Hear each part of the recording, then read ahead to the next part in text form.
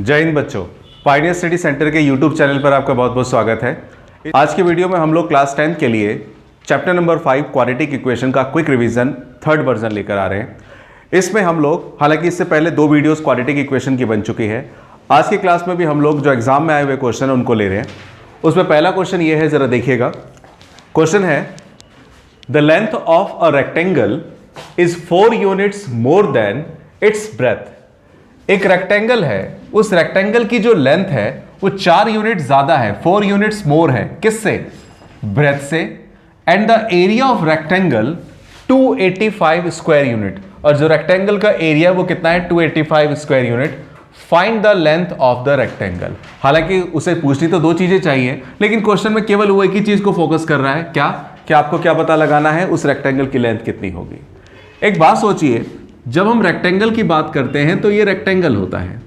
Question में उसने क्या बोला है? क्वेश्चन में उसने बोला है कि length of rectangle is 4 units more than it's breath. इस रेक्टेंगल की जो लेंथ है वो ब्रेथ से 4 यूनिट ज्यादा है। इसका मतलब सब कुछ किस पे डिपेंड करता है? ब्रेथ पर। अगर ब्रेथ मुझे पता चल जाए तो उससे 4 यूनिट ज्यादा लेंथ मिल जाएगी। इस सिचुएशन में ब्रेथ को मैं मान लेता हूं x, और लेंथ हमारी इससे 4 ज्यादा होगी, दैट इज x + 4। तो क्वेश्चन को जब सॉल्व करेंगे तो क्वेश्चन को सॉल्व करने के लिए सबसे पहले मैं लिखता हूं let the breadth of rectangle. Rectangle की जो ब्रेथ है वो कितनी मान लेता हूं मैं? x के साथ ये लिखना जरूरी हो जाता है कि क्वेश्चन में ये रेक्टेंगल मीटर में है, सेंटीमीटर में है, किस में है। क्वेश्चन में कोई इंफॉर्मेशन नहीं दे रखी है, बस लिखा हुआ है एरिया है कितना? 285 स्क्वायर यूनिट, और बता रखा है लेंथ जो है वो 4 यूनिट। यानी कि सब कुछ क्वेश्चन किस में चल रहा है? यूनिट में चल रहा है, मीटर सेंटीमीटर का कोई जिक्र नहीं है। तो let the breadth of rectangle, rectangle की जो ब्रेथ है वो मान लेते हैं हम लोग x यूनिट्स। तो इसके बाद लेंथ कितनी होगी इसकी? लेंथ ऑफ रेक्टेंगल हो जाएगी इससे 4 ज्यादा, यानी कि x + 4 यूनिट्स। अब अकॉर्डिंग टू क्वेश्चन, क्वेश्चन क्या कह रहा है बॉस? क्वेश्चन हमें कह रखा है कि एरिया हमारा कितना दे रखा है? 285 स्क्वायर यूनिट। रेक्टेंगल का एरिया हमें दे रखा है कितना? 285 स्क्वायर यूनिट। एरिया निकलता कैसे है? रेक्टेंगल का एरिया निकलता है लेंथ इनटू ब्रेथ करके, वो है 285। लेंथ हमारी क्या है बच्चों? x + 4। ब्रेथ हमारी क्या है? x, और ये 285 के इक्वल होगा। अगर मैं मल्टीप्लाई करूं अंदर तो यह आएगा x² प्लस का 4x, और इक्वल टू में क्या है? 285। x² + 4x प्लस का 285 माइनस का 285 होगा, इक्वल टू में क्या बच जाएगा? 0। हमारी अभी एक क्वाड्रेटिक इक्वेशन आ गई है। अब इस क्वाड्रेटिक इक्वेशन को बस सॉल्व कर देंगे। तो x² + 4x माइनस का 285 है, और इक्वल टू में है 0। इसे डी के फॉर्मूले से भी आप कर सकते हैं और फैक्टराइजेशन से भी कर सकते हैं। अगर मैं फैक्टराइजेशन से करूं तो मल्टीप्लाई करने पे आना चाहिए आपको 285, और प्लस माइनस करने पे आना चाहिए 4। तो फैक्टर अगर मैं करूं 285 के, तो पहले 5 से डिवाइड करूंगा तो 5 5 जा 25, 5 7 जा, फिर 3 से डिवाइड करूंगा, क्या आएगा? 19, 5 3 जा 15 और 19, बिल्कुल फैक्टर आ जाएंगे 19 और 15। तो x² प्लस का 19x माइनस का 15x माइनस का 285 इक्वल्स टू में क्या आएगा? 0। इन दोनों में से हम लोग x कॉमन लेंगे, x + 19 आएगा। इन दोनों में से अगर मैं -15 कॉमन ले लूं तो यहां से -15 कॉमन लूंगा, x बचेगा, और यहां से -15 कॉमन लूंगा तो क्या बचेगा? 19 ही बचेगा। जो यहां पर फैक्टर आ रहा है वही फैक्टर यहां पे भी आएगा, इक्वल टू में 0।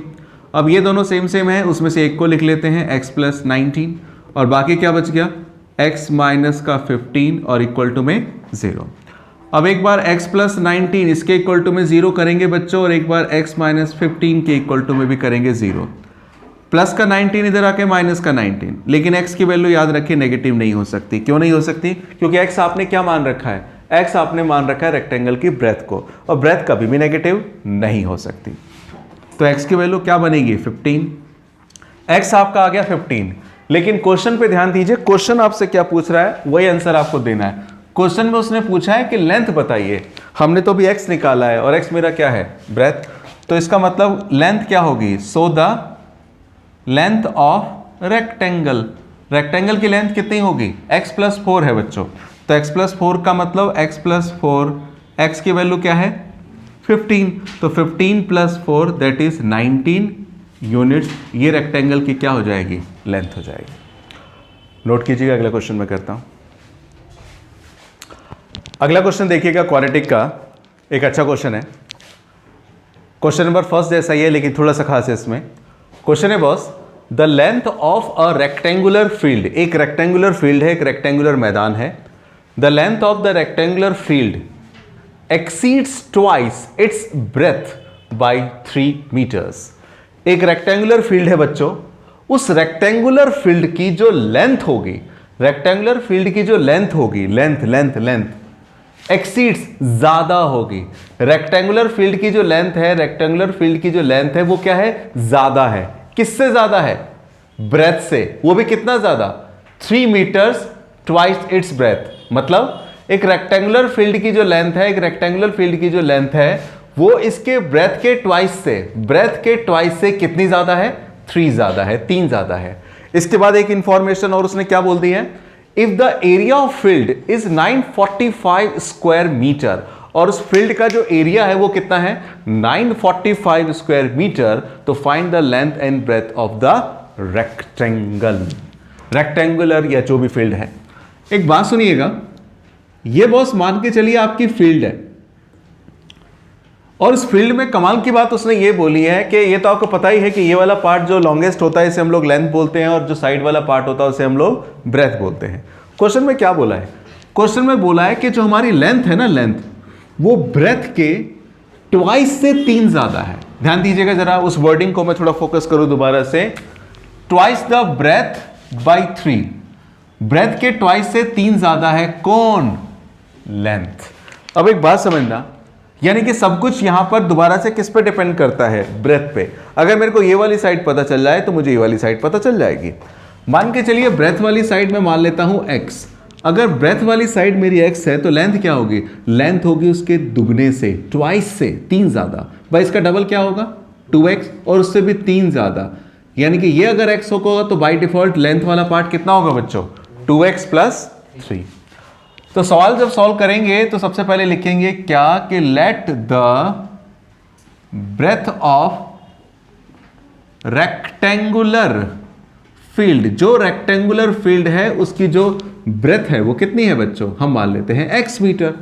तो इसका मतलब देन, तो फिर उसकी लेंथ कितनी होगी उस रेक्टेंगुलर फील्ड की, 2x + 3 मीटर। अगर ब्रेथ है x तो लेंथ वाला पार्ट कितना हो जाएगा, 2x + 3। अब इसके बाद जरा सुनिएगा, एज पर क्वेश्चन या अकॉर्डिंग टू क्वेश्चन, आपको पता है क्वेश्चन में क्या दोबारा से बोल रखा है, एरिया आपको दे रखा है, कितना है एरिया, 945 स्क्वायर मीटर।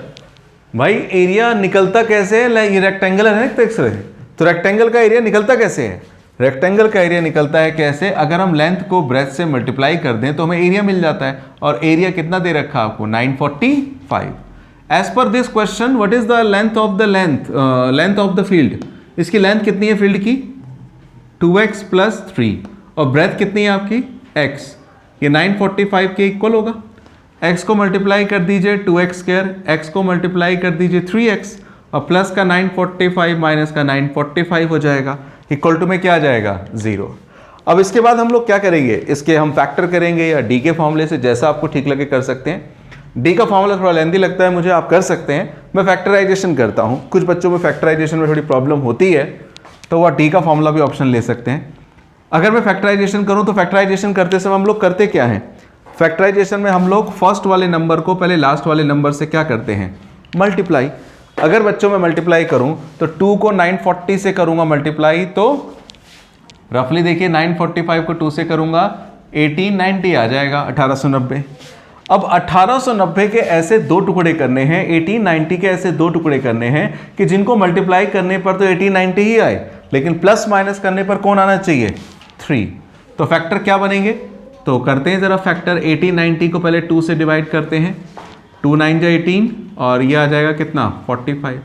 फिर ये 3 से जाएगा बच्चों, 3 3 जा 9, 3 1 जा 3, 3 5 जा 15, 3 1 जा 3, 3 0 0, 3 5 जा 15, फिर 3 से जाएगा, 3 3 जा 9, 3 5 जा 15। सारे डिवाइड करने की भी जरूरत नहीं है, बीच में देख लो कि आप तो बीच में कहीं पर आपका आंसर बनता हो, जैसे 3 3 जा 9, 3 जा 27, 2 जा 54, नहीं आ रहा है, चलिए कोई नहीं, अभी करते हैं। 5 7 जा 7 7 जा। अब हमें क्या कहते हैं करने पड़ेंगे थोड़े से परम्यूटेशन कॉम्बिनेशन के, ऐसे दो नंबर ढूंढने पड़ेंगे जिनको मल्टीप्लाई करने पे 1890 आए और प्लस माइनस करने पर 3 आए। तो 3 3 जा 9 5 जा 45 जी, 3 3 जा 9 9 5 जा कितना आएगा 45 और 3 2 जा 6 6 7 जा 42। 45 और 42 इन दोनों को मल्टीप्लाई करेंगे 1890 आएगा और 45 में से 42 जाएगा तो क्या बच जाएगा 3। ये फैक्टर बनेंगे। अगर आपको इसमें प्रॉब्लम लगे तो आप डी का फॉर्मूला यूज कर सकते हैं। तो ये आएगा 2x स्क्वायर, फैक्टर क्या आएंगे 45x माइनस का 42x, 45 में से 42 जाएगा तो 3 बच गया और माइनस का क्या है 9 45 इक्वल्स टू में 0। अच्छा अब इसके बाद क्या होगा जरा सुनिएगा, इसमें से कुछ कॉमन नहीं आ सकता सिवाय x के, तो x कॉमन ले लेता हूं 2x बचेगा, यहाँ पे 45। यहाँ से क्या कॉमन आएगा, अगर नहीं समझ में आया तो मैंने आपको ट्रिक बता रखी है क्या, जैसे इसमें से x कॉमन लिया तो x कॉमन लेने के बाद क्या बचा है 2x प्लस 45 बचा हुआ है, तो इस 2x प्लस 45 को दोबारा इसमें लिख दीजिए, 2x प्लस 45 को दोबारा यहाँ पे लिख दीजिए और इक्वल टू में 0 बताया था। x कॉमन लेके बचा 2x प्लस 45, इसको लिख दिया, इसी को दोबारा लिख दिया। इसके बाद क्या बता रखा है बच्चों, मैंने बताया था इसके बाद इसकी जो थर्ड टर्म होती है ना उसे इसकी फर्स्ट टर्म से डिवाइड कर दिया कीजिए, थर्ड टर्म को फर्स्ट टर्म से डिवाइड कर दीजिए। थर्ड टर्म है क्या ऐसे माइनस का 42x, फर्स्ट टर्म क्या है ऐसे 2x, x कैंसिल हो गया 21 बचा।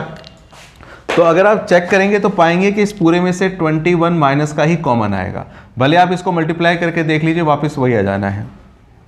यहाँ पे क्या बचेगा 2x प्लस 45 और यहाँ पे क्या बच रहा है x माइनस का 21 और इक्वल्स टू में क्या आ रहा है 0। इसके बाद क्या होगा जरा समझते हैं बच्चों, आगे देखते हैं क्या कह रहा है। आगे कह रहा है अब इसके बाद क्या करेंगे 2x प्लस 45 इसके इक्वल टू में 0 और x माइनस 21 इसके इक्वल टू में 0, प्लस का 45 माइनस का 45 होगा 2 मल्टीप्लाई में डिवाइड में होगा, x की वैल्यू माइनस का 45/2 आएगी। x आपने क्या मान रखी है ब्रेथ, भैया ब्रेथ तो कभी माइनस में आ ही नहीं सकती, फ्रैक्शन में आ सकती है लेकिन माइनस में नहीं आ सकती, इसको इग्नोर कर देंगे। तो x आपका क्या आएगा 21 और पॉजिटिव भी है, यही सही होगा। फाइनली उसने पूछा क्या है दोबारा से लेंथ, तो मैं पता लगाता हूं लेंथ ऑफ फील्ड, उस फील्ड की लेंथ क्या होगी बच्चों, तो लेंथ हमारी क्या थी 2x प्लस 3, तो 2 एज इट इज, x के बदले क्या रखूंगा 21 प्लस 3, 21 2 जा 42, 42 और 3 कितना आएगा 45 मीटर। ये इस रेक्टेंगुलर फील्ड की क्या हो जाएगी लेंथ हो जाएगी। लिखिएगा अगला क्वेश्चन लेते हैं जरा।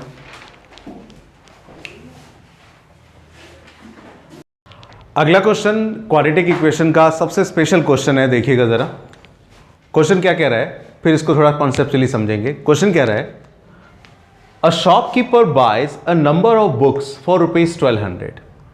एक दुकानदार है, एक शॉपकीपर है, उस शॉपकीपर ने अ नंबर ऑफ बुक्स, मतलब संख्या नहीं बताई है, क्वांटिटी नहीं बताई है, लेकिन अंदाजा बता दिया, इशारा बता दिया कि एक शॉपकीपर ने 1200 बुकें खरीदी हैं, सॉरी 1200 रुपए में कुछ बुक्स परचेज करी है। A shopkeeper buys a number of books for ₹1200, यानी कि शॉपकीपर ने 1200 रुपए दे करके कुछ बुक्स खरीदी। कितनी खरीदी है मैं नहीं पता, 10 खरीदी होंगी, 15 खरीदी होंगी, 20 50 100 कितनी खरीदी नहीं पता, लेकिन ये पता है कि उसने जो पैसा खर्च किया है वो कितना पैसा खर्च किया है, बस 1200 रुपए, और उस 1200 रुपए में कुछ बुक्स आई हैं। अच्छा आगे देखिएगा, इफ ही हैड बॉट, अगर वो खरीदता 10 मोर बुक्स, 10 और ज्यादा बुकें, अभी तक कितनी खरीदी पता नहीं, लेकिन जितनी खरीदी थी अब तक, अगर उसमें वो क्या करता 10 बुकें और खरीदता, if he had bought 10 more books for the same amount, इसी अमाउंट में, each book would have cost ₹20 less, तो हर एक बुक की कॉस्ट कितनी हो जाती 20 रुपए कम हो जाती। मतलब क्या हुआ, इसको मैं एक एग्जांपल समझाता हूं। भाई मान के चलो मार्केट में आप एक पेन खरीदने के लिए गए, मान के चलिए, समझना मेरी बात को जो मैं कह रहा हूं, जो एक पेन है वो पेन 5 रुपए का मिल रहा है। सुनना बच्चों, आप बाजार में 100 रुपए लेके गए, आपकी जेब में 100 रुपए है, और 100 रुपए आप लेके गए, 100 रुपए में आप पेन खरीदते हो और 5 रुपए वाले पेन खरीदते हो, तो कितने पेन खरीद लोगे? आपके पास अमाउंट अगर मान के चलिए 100 रुपए है, तो 100 रुपए आपके पास है, 5 रुपए का एक पेन पे मिल रहा है, तो कितने पेन खरीद लोगे? 20 पेन खरीद लोगे। भाई 100 डिवाइड बाई 5 यानी कि कितने पेन खरीद लोगे? 20, ठीक है। लेकिन अगर यही पेन का प्राइस 4 रुपए हो जाए, जो 5 रुपए का पेन था अगर वो 4 रुपए का हो जाए, तब क्या होगा? देखो जरा, 4 रुपए का पेन है, अब अगर 100 रुपए अगर खर्च करते हो तो 100 रुपए में कितने पेन आ जाएंगे? 4 से डिवाइड कर दो, कितने पेन आ जाएंगे? 25 पेन आ जाएंगे। इसका मतलब क्या हुआ? पहले आप कितने पेन खरीद पा रहे थे? 20। पहले आप खरीद पा रहे थे 20 पेन्स, अब कितने खरीद पा रहे हो? 25। पहले आप 20 खरीद पा रहे थे पेन, लेकिन एक पेन का प्राइस कितना था? 5 रुपए, ₹5। लेकिन अब आप 25 पेन खरीद पा रहे हो 100 रुपए में ही, कोई पैसा अलग से नहीं है आपके पास आया। अभी भी आप खरीद पा रहे हो कितने पेन? 100 रुपए में कितने पेन? 25। लेकिन अब एक पेन का प्राइस पहले के कंपेयर में कम हो चुका है। कितना कम हो चुका है? 1 रुपीज। तो इसका मतलब यह हुआ, इसका मतलब कुल मिला के ये हुआ कि जब किसी भी प्रोडक्ट का प्राइस कम होता है तो प्राइस कम होने पर हम ज्यादा क्वांटिटी परचेस कर सकते हैं। अगर प्राइस बढ़ जाएगा, सामान महंगा हो जाएगा, तो क्वांटिटी हम लोग फिर कम ही परचेस करेंगे। इस क्वेश्चन में भी कुछ ऐसा ही हुआ है। पहले जरा रफली समझिए। रफली ये है कि पहले बॉस कुछ बुक्स खरीद रहा था, वो कितनी बुक्स खरीद रहा था पता नहीं, लेकिन उसके पास अमाउंट कितना था? कितना अमाउंट था? 1200 रुपए। तो 1200 रुपए में उसने कुछ बुक्स खरीदी, 1200 रुपए उसके पास हैं, कुछ बुक्स उसने खरीदी। अब जरा समझिएगा, प्राइस क्या मुझे ये भी नहीं पता, लेकिन ये बता रखा है कि अगर वो 10 बुक ज्यादा खरीद ले तो ज्यादा बुक खरीदेगा उसी अमाउंट में। अगर वो 1200 रुपए में और ज्यादा बुक खरीदना चाहता है तो हर एक बुक का प्राइस कम करना पड़ेगा। कितना कम करना पड़ेगा? पर पीस का प्राइस कितना कम करना पड़ेगा? 20 रुपए। जैसे यहां पे हर एक पेन का प्राइस अगर 1 रुपया कम कर देंगे तो कितने पेन आप ज्यादा खरीद पाओगे? 5 पेन ज्यादा खरीद पाओगे। तो इस क्वेश्चन में क्या हुआ? कुल मिला के 1200 रुपए आप लेके गए। मान के चलिए मैं दुकानदार हूं, 1200 रुपए लेके मैं मार्केट में गया। 1200 रुपए लेकर के जब मैं मार्केट में गया बुक्स खरीदने के लिए, तो मैंने कुछ बुक्स खरीदी। फिर मैं आपको बोलता हूं कि अगर हर एक बुक का प्राइस 20 लेस हो जाए, अगर हर एक बुक का प्राइस अगर 20 रुपया कम हो जाए, तो उस केस में मैं इसी 1200 रुपए में कितनी बुकें और ज्यादा खरीद सकता हूं बच्चों? 10 बुकें और ज्यादा खरीद सकता हूं। तो आपसे वो क्या पूछ रहा है आखिरी में? How many books did he buy? उसने कितनी बुक्स आपसे पूछा है, खरीद रहा है, कितनी बुक्स खरीद रहा है। तो इस सिचुएशन को कैसे हम लोग सॉल्व करते हैं जरा सुनिएगा। इस तरह के अलग अलग वैरायटी के क्वेश्चन आते हैं, इन पे थोड़ा ध्यान देना है, ध्यान से देखिएगा। सबसे पहले हम मान के चलते हैं कि let the number of books he had buy, उसने कितनी बुक्स खरीदी बॉस? कितनी बुक्स खरीदी? मान के चलता हूं X बुक्स खरीदी। शुरुआत में जब वो दुकान पे गया था खरीदने के लिए तो कितनी बुक खरीदी होंगी? X। अच्छा, प्राइस कितना होगा पर बुक का? अगर मैं आपसे पूछूं कि बताइए प्राइस पर बुक अभी कितना होगा, एक बुक का प्राइस? भाई 1200 रुपए आप खर्च कर रहे हो और हर एक बुक का प्राइस और कितनी बुक खरीदी है आपने? X। तो अगर मैं X से डिवाइड कर दूंगा तो मेरे को एक बुक का प्राइस मिल जाएगा। ठीक है, ऐसे ही जैसे भाई आप 100 रुपए खर्च करते हो बाजार में और 100 रुपए खर्च करके आपने 20 पेन खरीदे, 100 रुपए खर्च करके आपने 20 पेन खरीदे, तो एक पेन कितने का पड़ा होगा आपको? 5 का। 100 डिवाइड बाई 20 यानी कि एक पेन कितने का पड़ा होगा आपको? 5 का। यानी कि आपने क्या करा? अमाउंट को डिवाइड कर दिया किससे? क्वांटिटी से, तो एक पेन का प्राइस मिल गया। उसी तरह से यहां पर इस दुकानदार के पास कितना अमाउंट है बच्चों? 1200 रुपए है। और कितने पेन उसने खरीदे हैं? X पेन खरीदे हैं। तो 1200 को X से अगर मैं डिवाइड कर दूंगा तो मुझे प्राइस पर बुक मिल जाएगा, है कि नहीं? दूसरे केस में क्या बोला उसने, सुनिएगा। अब उसने बोला है बॉस, क्या बोला? क्या मान के चलिए वो जितनी बुक्स खरीद रहा था पहले, अब उसके कंपेयर में कितनी एक्स्ट्रा बुक खरीदना चाहता है? 10 और एक्स्ट्रा खरीदना चाहता है। बोल सकते हैं 10 बुक और खरीदना चाहता है।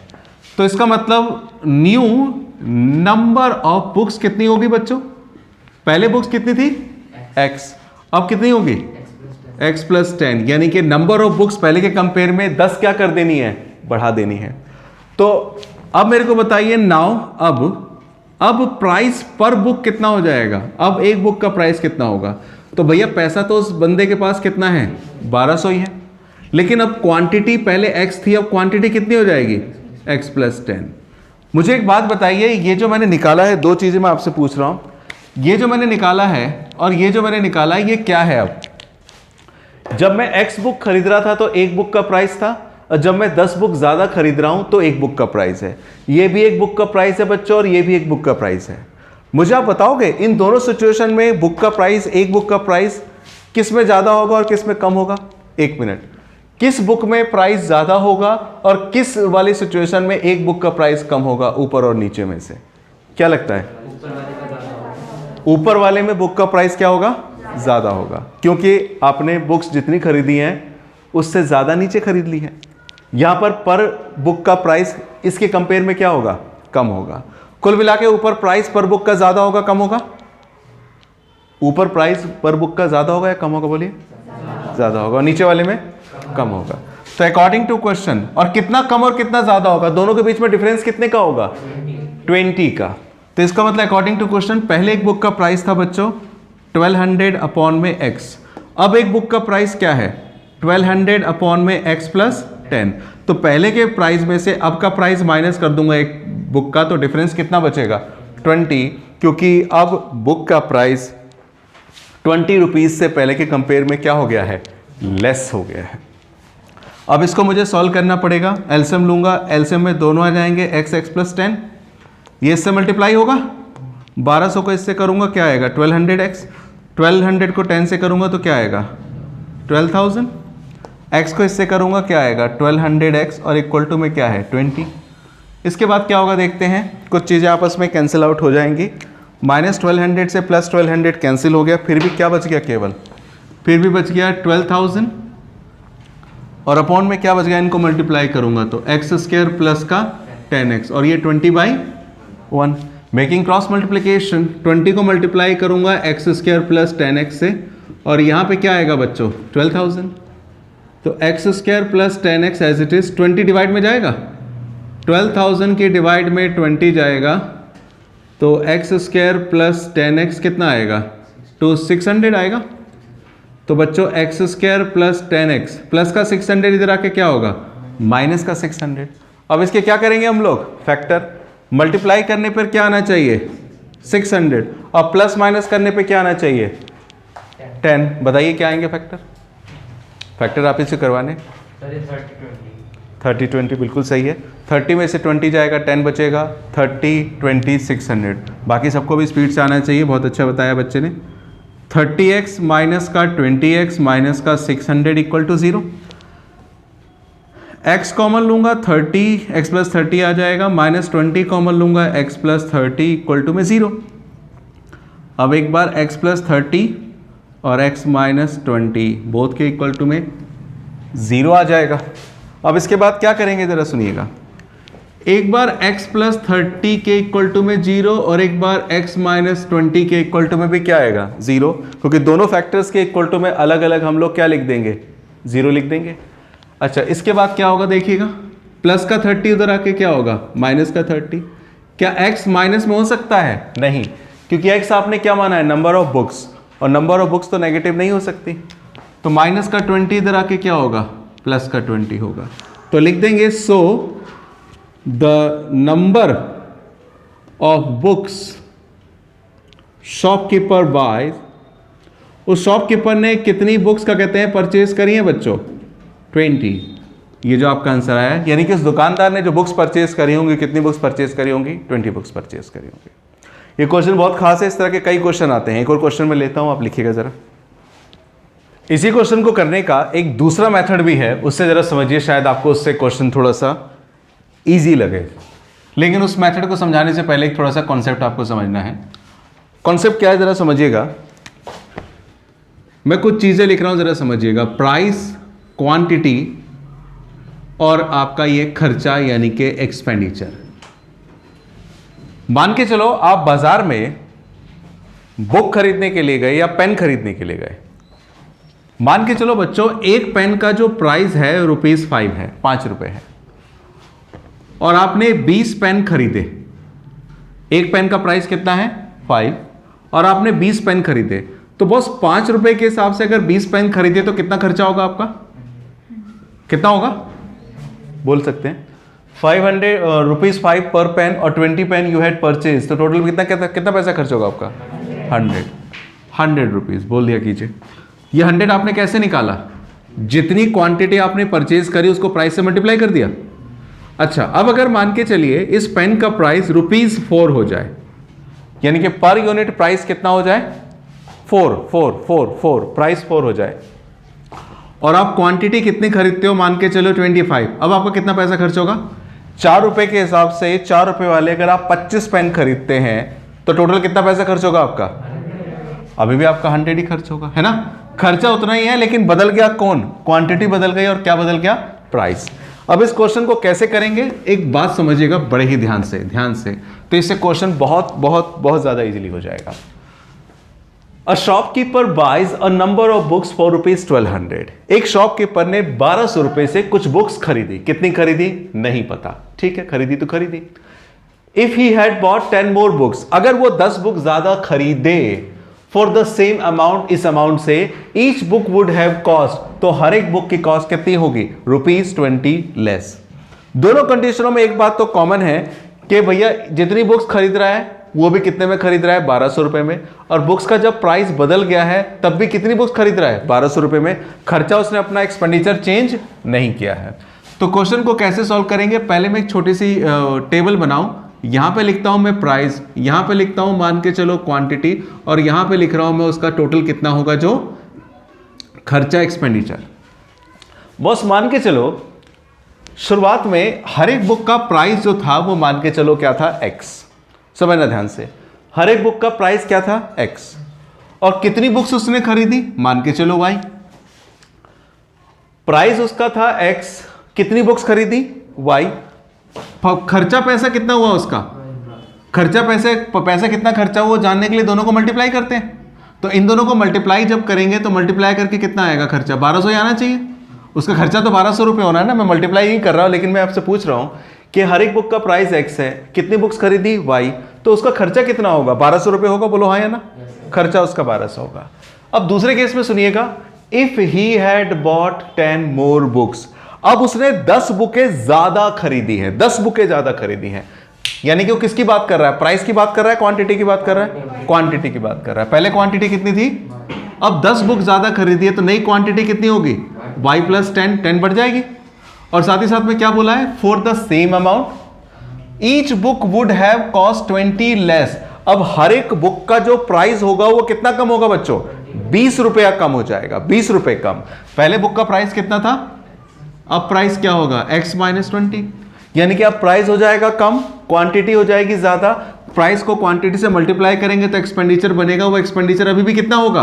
1200 ही होगा, क्योंकि उसकी जेब में 1200 रुपए ही है। वो 1200 रुपए ही खर्च कर रहा है, ना 1 रुपया कम ना 1 रुपया ज्यादा। 1200 रुपए में कुछ बुक पहले खरीद रहा था, अब 1200 रुपए में कुछ बुक अब खरीद रहा है। तो सवाल को जब सॉल्व करेंगे तो मैंने छोटी सी पहले टेबल बना ली है। तो यहां पे मैं लिख देता हूं क्या? Let the price of each book, पहले लिख देता हूं भाई हर एक बुक का जो प्राइस है वो कितना है? ₹X। And the quantity of books, कितनी बुक्स खरीदी उसने? तो मान लेता हूं क्या? Y। अब एक बात समझना, ये तो आप जानते ही हो, मैंने भी थोड़ी देर पहले बताया कि प्राइस को अगर हम क्वांटिटी से मल्टीप्लाई करें, एक प्रोडक्ट का प्राइस और जितनी क्वांटिटी आपने खरीदी, इन दोनों को मल्टीप्लाई कर दें तो क्या आ जाएगा आपका एक्सपेंडिचर। बॉस यहां पे प्राइस कितना है अकॉर्डिंग टू क्वेश्चन? यहां पे प्राइस कितना है? X। और यहां पे क्वांटिटी, प्राइस को क्वांटिटी से मल्टीप्लाई करके 1200 आएगा, यानी कि XY आपका आएगा किसके इक्वल? 1200 के। यहां पर XY = 1200 रहने दीजिए, और साथ ही साथ में एक काम कर सकते हैं, यहां पे Y की वैल्यू निकाल लो। Y की वैल्यू क्या निकलेगी बच्चों? 1200/X। ये आ गया आपका Y। इसे नाम दे देता हूं मैं फर्स्ट। अच्छा, अब इसके बाद जरा आगे की बात करते हैं। पहले मैंने इसकी बात करी, अब दोबारा मैं बात करूंगा, क्या जरा समझिएगा बच्चों। जब इस प्राइस को इस क्वांटिटी से मल्टीप्लाई किया तो खर्चा आ गया 1200। अब प्राइस बदल चुका है, क्वांटिटी भी बदल चुकी है, खर्चा भी क्या रहेगा? वही रहेगा। भैया प्राइस बदल चुका है, प्राइस अब कम हो चुका है X - 20। क्वांटिटी कितनी है? Y + 10। अभी भी इन दोनों को मल्टीप्लाई करके खर्चा कितना आएगा? 1200 रुपये आएगा, क्योंकि क्वांटिटी उसने ज्यादा खरीद ली है, ठीक है, लेकिन पर बुक का जो प्राइस है वो क्या हो चुका है? कम हो चुका है, जिसकी वजह से जो उसकी जेब से पैसा निकलेगा खर्च होने के लिए, वो खर्चा अभी भी कितना होगा? 1200 रुपये ही होगा। तो अब यहां पे एक बात समझिएगा, मैं इनको जरा मल्टीप्लाई करूं, मल्टीप्लाई करने से पहले एक काम और कर सकते हैं, वैल्यू लगा देता हूं। Y की वैल्यू कितनी है बच्चों? 1200/X। Y की वैल्यू है 1200/X, और प्लस में क्या है? 10, और इक्वल टू में क्या आएगा? 1200। यहां पर X - 20 एज इट इज। एलसम ले लो बच्चों, एलसम लेंगे आएगा X, 1 को 1200 से मल्टीप्लाई करेंगे 1200, यह आएगा 10x और इक्वल टू में क्या आएगा 1200। अब मैं मल्टीप्लाई करूं तो x माइनस 20 इससे मल्टीप्लाई होगा, x माइनस 20 और ये क्या है 10x प्लस 1200 है, 10x प्लस 1200 और अपॉन में क्या दिखाई दे रहा है आपको x और ये है 1200। मैंने कुछ भी नहीं करा अभी बच्चों, मैंने बस एक काम किया, क्या x माइनस 20 लिख दिया, 10x प्लस 1200 लिख दिया, इसको आगे लिख दिया, इसको पीछे लिख दिया, अपॉन में x और ये क्या है 1200 एज इट इज। अब मल्टीप्लाई करते हैं क्रॉस मल्टीप्लिकेशन करूंगा तो क्या होगा, 1 को इससे करूंगा तो ये आ जाएगा x माइनस का 20 और 10x प्लस का 1200 और इक्वल टू में क्या बचेगा 1200 का x, यही बचेगा मेरे ख्याल। अब क्रॉस मल्टीप्लाई कर दिया, इसके बाद x को इससे करूंगा तो क्या आएगा 10x स्क्वायर, x को इससे करूंगा 1200x, 20 को इससे करेंगे तो माइनस का 200x और 20 को इससे करेंगे माइनस का 12 टू जा 24,000 और प्लस का 1200x इधर आके माइनस का 1200x ले आइए, इक्वल टू में क्या बच जाएगा 0। बोलिए हाँ या ना। मैंने क्या कर दिया, मल्टीप्लाई कर दिया और मल्टीप्लाई करने के बाद उस वाली चीज़ को मैं इधर ले आया। अब यहाँ पे क्या होगा 10x square as it is, 1200x से 1200x गया, क्या बच गया बॉस, ये बच गया माइनस का 200x और माइनस का 24,000 इक्वल्स टू 0। इसके बाद पूरे में से 10 कॉमन ले लीजिए क्योंकि कॉमन आ सकता है, क्वेश्चन इजीली सॉल्व हो जाएगा। अगर मैं 10 कॉमन लूंगा x स्क्वायर, 10 कॉमन लूंगा 20x, 10 कॉमन लूंगा 2400, 10 मल्टीप्लाई में है, 0 के डिवाइड में जाके 0, तो क्या बचेगा x square minus 20x minus का 2400। अब करूंगा मैं फैक्टर, बताइए मल्टीप्लाई करने पे आना चाहिए 2400 और प्लस माइनस करने पे 20, फटाफट बताइए क्या आएगा फैक्टर, 60 और 40 आएगा। चलिए मैं बता देता हूं, आप लोग करते रहना। एक्स स्क्वायर माइनस का 60x प्लस का क्या आएगा 40, 60 माइनस 40 वो माइनस का 20 और 6 4 जा 2400 माइनस का 2400 इक्वल टू 0। अब मैं x कॉमन लूंगा x कॉमन लूंगा 60, यहाँ से 40 कॉमन लूंगा x और 40 कॉमन लूंगा तो माइनस का 60 इक्वल्स टू में 0। ये दोनों है सेम x माइनस 60 और x प्लस 40। अब दो वैल्यूज निकलेगी बच्चों, माइनस का 60 उधर आके क्या हो जाएगा प्लस का 60 और प्लस का 40 उधर आके क्या हो जाएगा माइनस का 40। x की दो वैल्यू आई है, कौन सी वैल्यू इग्नोर करेंगे, माइनस वाली। x आ गया 60, लेकिन अभी आंसर नहीं आया आपका, ये क्यों, x आपने क्या मान रखा है प्राइस ऑफ बुक, लेकिन भैया उसने प्राइस ऑफ बुक थोड़ा ना पूछा है, उसने क्या पूछा है how many books did he buy, मतलब कितनी बुक्स उसने खरीदी, उसकी क्वांटिटी पूछी है और क्वांटिटी को आपने क्या मान रखा है y, तो आपको y की वैल्यू निकालनी है। तो यहाँ पे थोड़ा जगह कम है, टेकिंग इक्वेशन फर्स्ट, y किसके इक्वल है बच्चों 1200 अपॉन में x के इक्वल है, तो 1200 तो 1200 अपॉन में x की वैल्यू क्या रखूंगा 60, 6 2 जाए काट पीट के क्या निकलेगा 20। इसका मतलब स्टेटमेंट हम बाद में लिख देंगे कि उस पर्सन ने, उस शॉपकीपर ने एक्चुअली में जो बुक्स परचेज करी वो कितनी बुक्स परचेज करी हैं 20 बुक्स परचेज करी हैं। इस क्वेश्चन को करने का एक तरीका पिछला था जो आपने किया, और एक तरीका ये है जो आपको बेहतर लगता है एग्जाम में, आप उस मेथड को क्या कर सकते हैं यूज कर सकते हैं। लिखिएगा इस तरह का।